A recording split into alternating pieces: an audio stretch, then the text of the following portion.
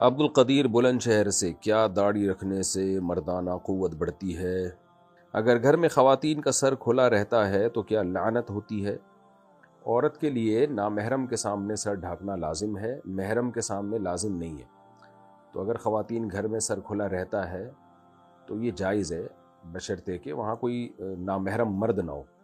لیکن بہرحال افضل یہی ہے، حیا کے زیادہ قریب ہے یہ بات کہ سر پہ چادر رہے۔ یہ جتنا حیا ہوگی شریعت اس کو اتنا زیادہ پسند کرے گی۔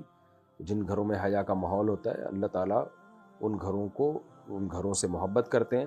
اس کی مثال ایسے ہے کہ آپ قمیض اتار کے بھی گھر میں گھوم سکتے ہیں، لیکن آپ کے والد آپ کے بھائی اگر گھوم رہے ہوں، تو مردوں کی بات کر رہا ہوں، تو مرد قمیض نہیں اتار کے گھومتے ان کے سامنے، تھوڑی حیا آتی ہے انسان کو، یار ابا بولیں گے کیا ننگا پتنگا پھر رہا ہے، کپڑے پہن تمیز سے۔ تو اب آپ اس میں یہ کہیں کہ شرعن جو ہے عین بھی بڑا گاڑھا نکالیں کہ کرتا پہننا شرعن لازم نہیں ہے، میرے ذمے تو صرف یہ لازم ہے کہ ناف سے لے کے گھٹنے تک میں کور کروں، اس کو ڈھانپ کے رکھوں۔ تو ناف سے گھٹنے تک میں نے ایک دھوتی باندھی ہوئی ہے، اب میں ایسے ہی گھوموں گا۔ ظاہر کہا جائے گا بے حیا آدمی ہے، عجیب حیا کے خلاف کام کر رہا ہے۔ حیا کا تقاضا یہ کہ پراپر ڈریس پہنا جائے۔ تو اسی طرح خواتین کے لیے سر ڈھانپے بغیر گھومنا بھی گھر میں جائز ہے، لیکن حیا کا تقاضا، میں یہ نہیں کہہ رہا جو سر نہیں ڈھانپتی وہ بے حیا ہیں، لیکن بہرحال حیا کے زیادہ قریب یہی ہے کہ سر کو ڈھانپنے، اچھی بات ہے یہ۔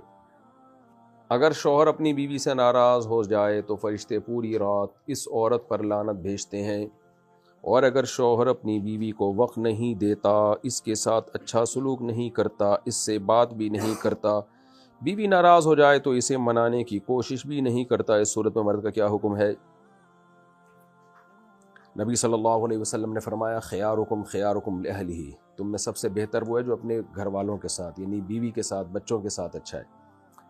تو بعض مرد باہر بہت اچھے اخلاق کے ہوتے ہیں، ہنسی مذاق ہو ہا ہا اور خوب لائف کو انجوائے کر رہے ہوتے ہیں، بیوی کے ساتھ ان کا رویہ ٹھیک نہیں ہوتا، تو آپ صلی اللہ علیہ وسلم نے فرمایا اولئک لیسوا بخیارکم، یہ تم میں اچھے لوگ نہیں ہیں۔ تو اچھائی کا پتہ انسان کے گھر سے ہی چلتا ہے کہ آپ اپنے بیوی بچوں کے ساتھ کیسے ہیں۔ اور نبی صلی اللہ علیہ وسلم نے حجۃ الوداع کے موقع پر خطبہ دیا، استوصوا بالنساء خیرا۔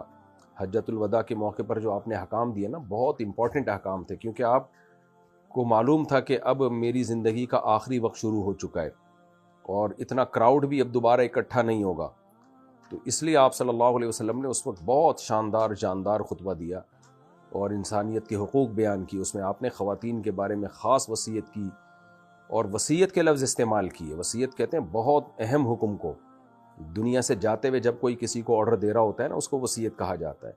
تو آپ نے فرمایا خواتین کے ساتھ، یعنی گھر والوں کے ساتھ، جو اس میں ظاہر ہے وہ عورتیں داخل ہیں جو آپ کے گھر میں آپ کے محرم ہیں، تو کہ ان سے اچھا سلوک کرو، اس بارے میں میری وصیت کو قبول کرو۔ تو یہ بری بات ہے اگر شوہر جو ہے گھر میں بیوی کو وقت نہیں دیتا اور بد سلوکی کرتا ہے اس کے ساتھ۔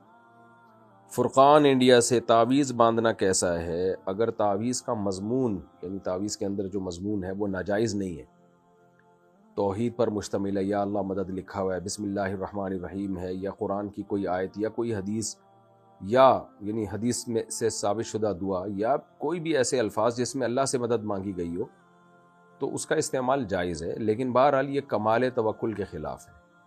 تعویذ گنڈے والے لوگوں کو میں نے کبھی نہیں دیکھا ان کے کام بنتے ہوئے، ایک کام بنتا ہے تو 10 بگڑتے ہیں، پھر وہ ساری زندگی تعویذ گنڈوں میں فلیتے پلیتے انہی میں زندگیاں برباد ہو جاتی ہیں۔ تو اس لیے میرا معمول یہی ہے کہ میں کبھی بھی نہ تعویذ باندھتا ہوں نہ اپنے بچوں کو باندھنے دیتا ہوں۔ میں نے دیکھا ہے کہ آدمی اس میں اللہ پہ توکل کرے اور دعاؤں کو فوکس کرے تو جو یہ سنت کے زیادہ قریب ہے۔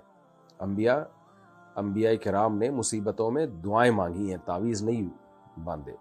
ہم اپنے نبی صلی اللہ علیہ وسلم کے عمل کو دیکھتے ہیں، یونس علیہ السلام مچھلی کے پیٹ میں گئے تو کوئی تعویذ تھوڑی، انہوں نے تو، آپ کہہ سکتے ہیں وہاں ان کو تعویذ کہاں سے ملتا، تو پہلے سے ہی لے جاتے تعویذ کہ بھئی میں کشتی میں جا رہا ہوں کچھ بھی ہو سکتا ہے، نہ جا کے دعا مانگی لا الہ الا انت سبحانک انی کنت من الظالمین۔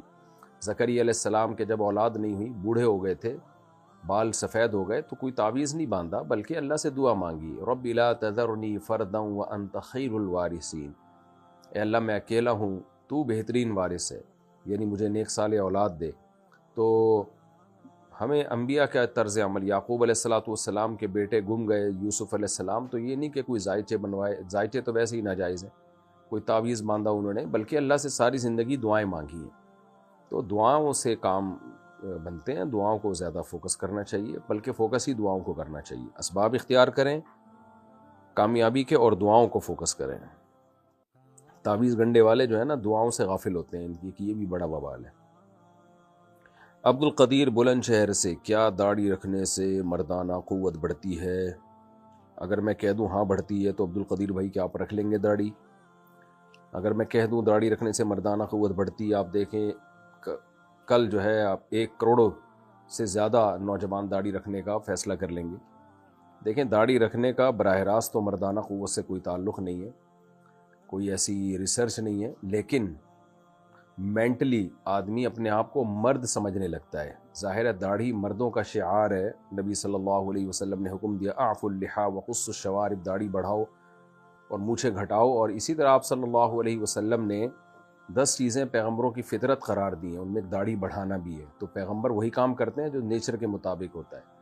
تو جب پیغمبروں نے داڑیاں بڑھائی ہیں تو اس کا مطلب یہ مردوں کی فطرت ہے. عورت کے تو چہرے پہ بال نکل آئیں تو اس کو کاٹنے کا حکم ہے اگر داڑھی کی جگہ، تو یہ تو مردوں کی فطرت ہے. آپ نر جانور دیکھیں ان کے داڑیاں ہوتی ہیں، ان کے بڑے بال ہوتے ہیں چہرے پہ. تو جب آپ داڑھی رکھیں گے اور آپ کو مردانہ وجاہت محسوس ہوگی تو خود بخود آپ کی مردانہ قوت بھی بڑھے گی، کیونکہ مرد ہونے کا احساس یہی انسان کو مرد بناتا ہے. تو میں یہ نہیں کہہ رہا جن کی داڑیاں نہیں ہیں ان میں مردانہ قوت نہیں ہوتی، لیکن جو داڑھی والے ہوتے ہیں تو ان کو خود اپنی مردانگی کا احساس ان میں زیادہ ہوتا ہے. تو اس لیے جب یہ احساس زیادہ ہوگا تو مینٹلی آپ میں زیادہ، ظاہر ہے ہر قوت زیادہ بڑھے گی آپ میں، جو مردوں کے جو بھی بہادری آئے گی اور بھی بہت ساری چیزیں، تو اس میں مردانہ قوت بھی آٹومیٹیکلی آپ کی مینٹلی بڑھے گی بہرحال. اور یہ زیادہ تر دماغ کا ہی کھیل ہے، آپ ڈاکٹروں سے پوچھیں.